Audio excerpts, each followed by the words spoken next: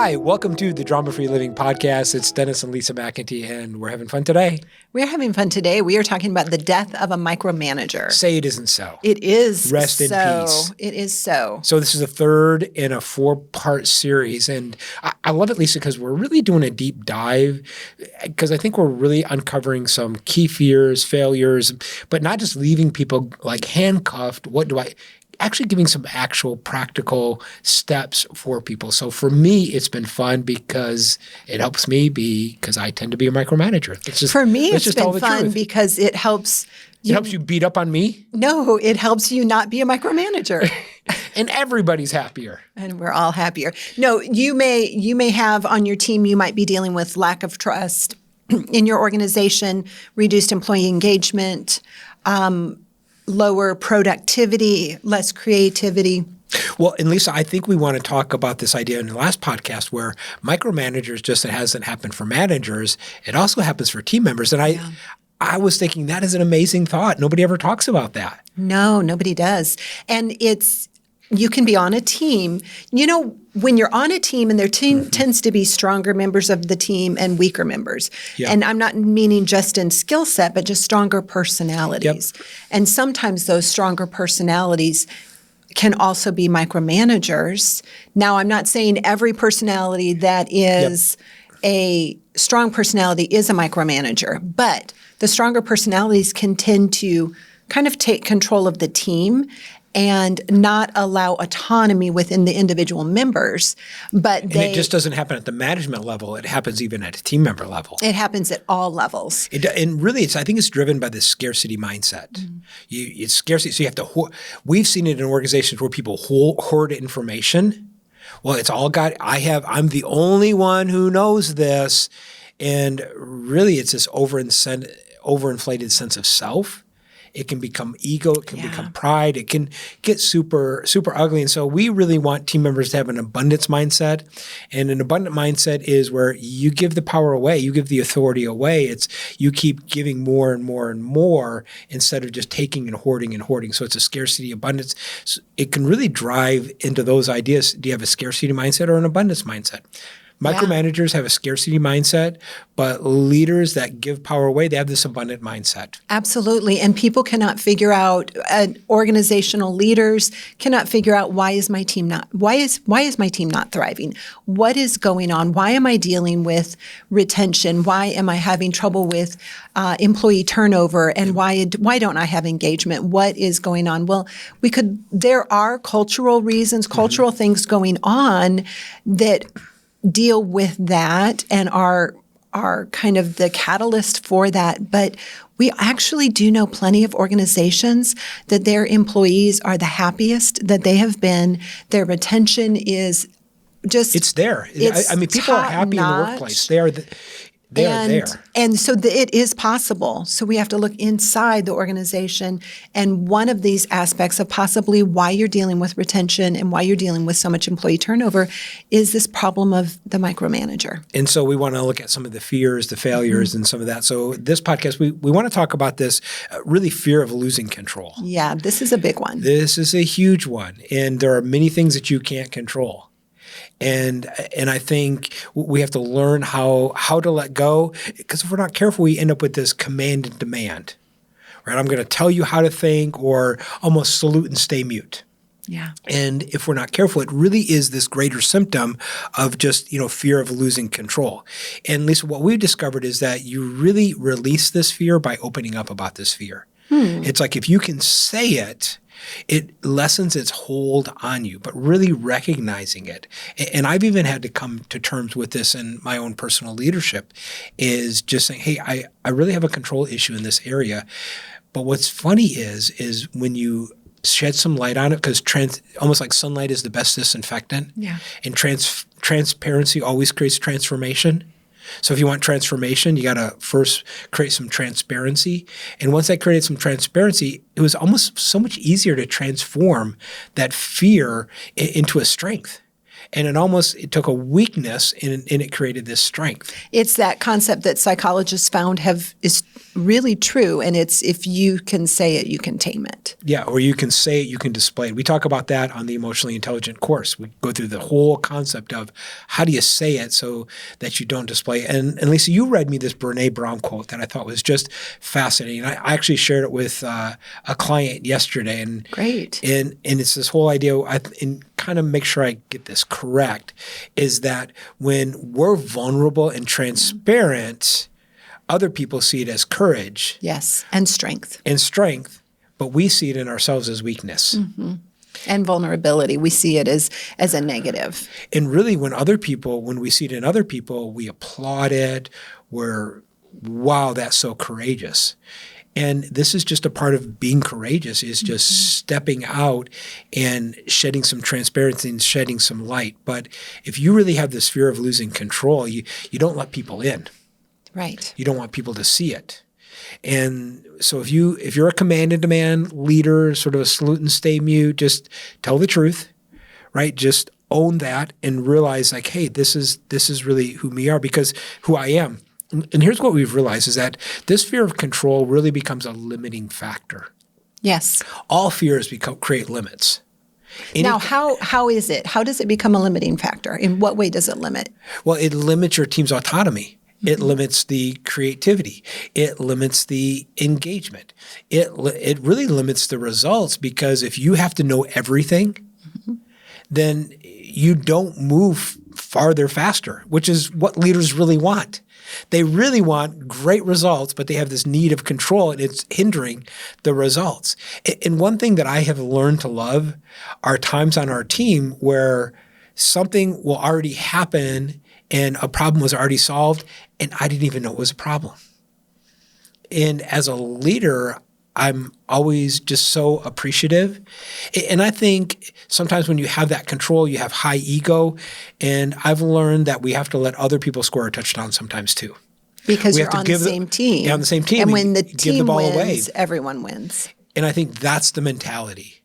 And this is not just a manager issue. It can also be a team member issue. If you have a scarcity mindset, keep it all to yourself, then you're going to end up just not encouraging other team members. So it's this whole idea of losing control. So Lisa, and then we want to talk about like this limiting growth, because that's really the failure. Yes, this is the failure of this micromanager tendency. Yeah, well, because I think an individual can only control so much. I can only do so much. And nothing grows beyond your scope of control. And so getting into other scopes and increasing sort of that locus of control where it doesn't have to all be just on you. And really, this whole idea of transactional or transformational leadership. I think leaders that have a lot of control issues, they tend to be very transactional. Do this, do this, do this, do this. Transformational is really more about people development.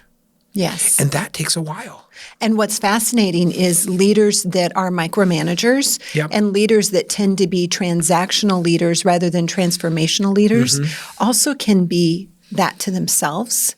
And so internally, they do things for the transaction without doing things for the transformation. And they don't allow themselves to transform. They don't allow themselves to transform. They have all of this, they gain this knowledge, this insight, this understanding, and they apply it to this part of their world when actually it could really benefit the internal side of them, and it works both ways. But if it's only for what purpose can it serve, not how can this change me and make me a better person, then we lose a huge impact of the experience or of the situation. Well, and people see it, right? Because people feel you before they hear you.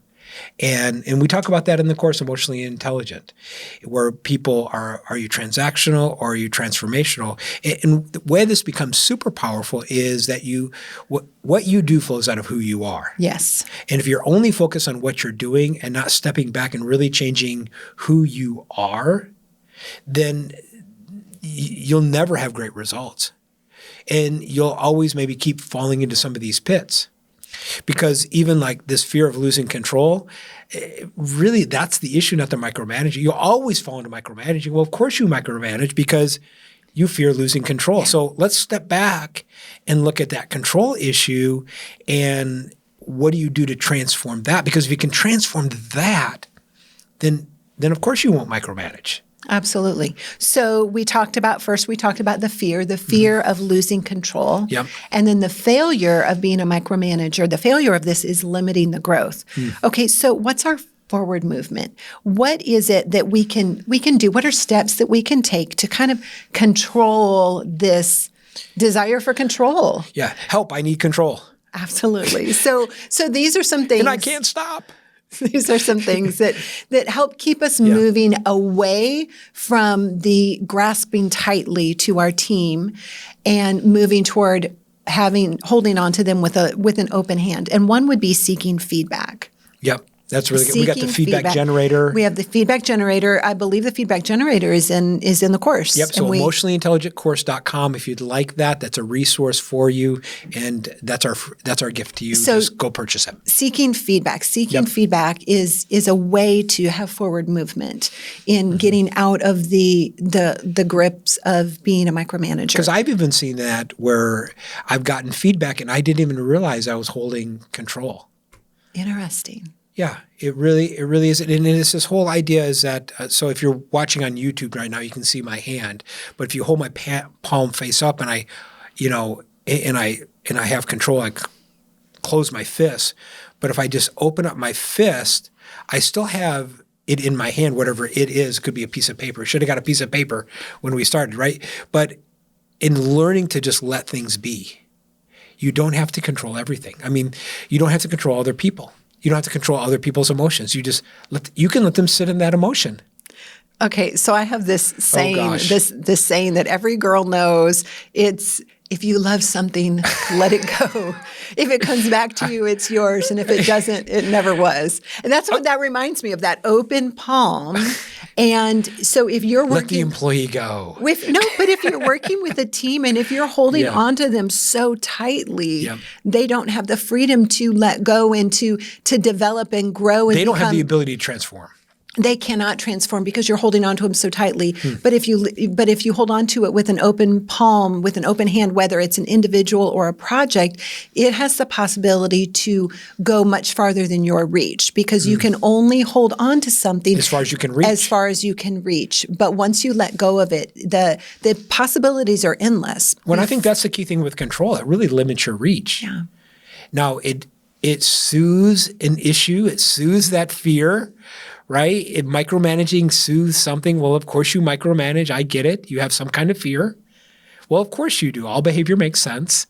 But just stepping back, it's why we really created the trigger identifier. And that really is our free gift to you, triggeridentifier.com. And you can understand what those triggers are, because all of your behavior is making sense. Yeah. But if you can step back and understand what's driving that behavior and change that driver, sky's the limit. Absolutely. So some of the things that you can do for forward movement, one is seeking feedback. Another one is develop your leadership style. Now, an amazing thing, we actually have a client that I think they have utilized every single assessment psychometric tool that there is, and they are absolutely in love with them because it has helped them develop their leadership styles. Things like the 5 behaviors. We have a coach on our team that coaches the 5 behaviors. Yeah. We have a coach on our team that is an expert in DISC. Yeah. We have a coach on our team that is an Enneagram expert. We got a bunch of experts. And then there's other tools. There's Working Genius. There's so many different assessments, psychometric assessments and tools that you can use to just truly identify, okay, who am I? How am I wired? And what is the best way that I can work together in this team environment? And so when you begin to develop yourself and your team's leadership styles, you know how you fit together, and you know who should run with it, who is the make it reoccurring person, who is the person that should really be sitting in that creative zone, or the person that should be calling the shots. Because if you have the wrong person in the wrong seat, the bus is not going to go anywhere. Yeah. And Lisa, you know what I've realized is people, they complain about team members, but really responsible, powerful people do not like to work for a micromanager. They don't. They don't. And you're wondering why you're not recruiting and not keeping strong, powerful, responsible people. Well, I think you have to look at yourself because they're out there. But powerful people won't work for a powerless leader. And I think if you are complaining about your team members, there's a lack of awareness on your part on who your team member is and what they actually have to offer. Yeah, and when you're complaining about them, you're not really pulling that gold out of them. And I know the more we help people transform, the more their hearts are with us. And that goes to another one of our forward movements on something what we can do moving forward would be to seek support and seek accountability. Yeah, because I think you don't grow alone.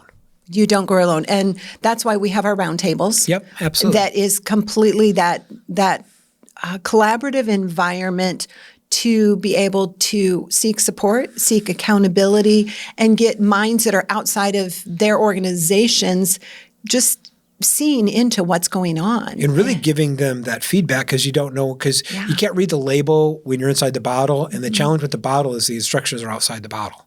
Yeah. You can't read the label, and the label's outside the bottle, and you need other people that can help you read the label. So if you'd like information on the Leadership Roundtable, we'll put some information in the show notes if that's something that would be helpful for you to join a community of growth-minded, highly ambitious people.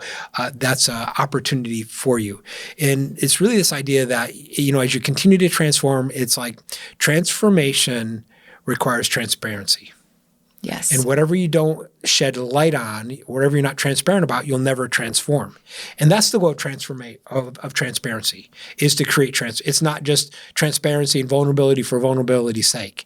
It's, I need this area in my life to be transformed. Yes. And the way that you do it is you get it out into the open. Now that's for forward movement. Those are things that you can do in the long term, things that you want to do next week, next year, the next 10 years, things that you can work on to keep that micromanager from encroaching more and more in your team, your organization, your business. Now, so listen, if you have a micromanager on the inside, don't let him out. Right? Keep them under lock and key. No, okay, so now we need to talk about fast fixes. Okay, I have discovered I am a micromanager. What is a fast fix? What can I do today? Quit. No bad answer. Okay. A fast fix for the micromanager that you have discovered you are today is, number one, create a plan for letting go. Okay. Create a plan. Okay, so it's easy to let go when we have a plan to let go, and we have a plan to know how to deal with the outcomes before they happen. So if I am controlling what's going on within my team and all of those fears, we talk about the fear of losing control. So you sit down today and you think, okay, if I lose control, what could happen?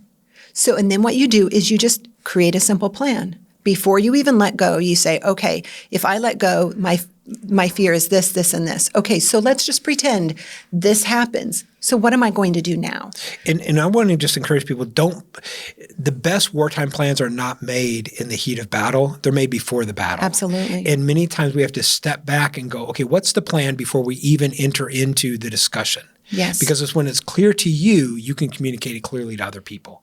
The problem is it's not clear to you. So get clarity for yourself first. Because if you go into the situation and you are letting go and something happens, you will have that fear take hold, that fear of losing control, and you will just grab it back.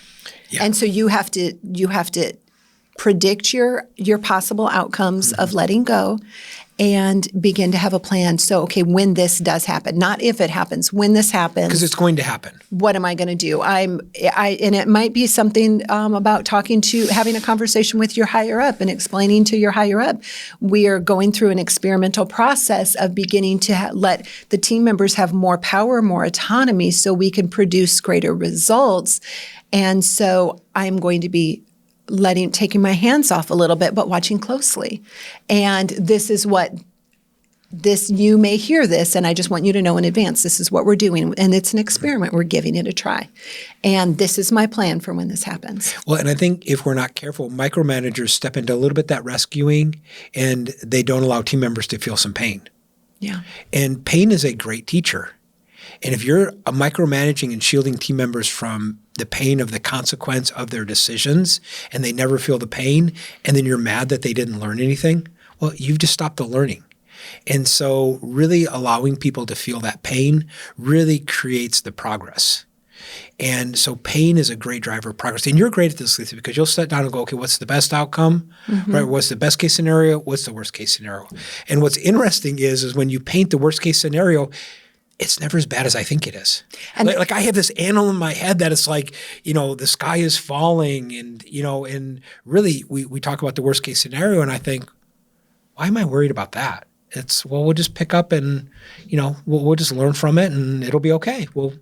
It's going to be okay. Yeah. So Ben Carson has a book. It's called Take the Risk. Yeah. And the whole book is talking about him and the process of brain surgery and the things that he was doing. And it always came out to okay, what's the best possible scenario? And we're talking about people's lives and people's brains. Yeah. What's the best case scenario? What's the best possible scenario if I get in there and I open up and I do this? And what's the worst possible scenario? What's the worst case result if I go in and I open up and I get into their brains? Yeah. And then you go to the flip side and you say, okay, what's the best case scenario if I don't operate on them?